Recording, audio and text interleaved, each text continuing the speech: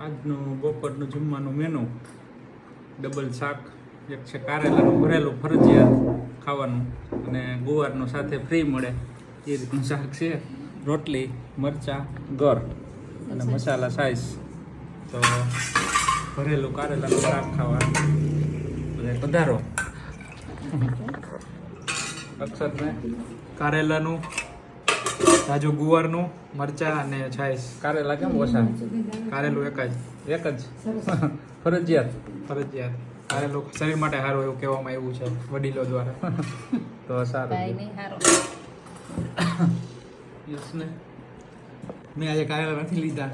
એક તો લેવું પડે. જોઈએ.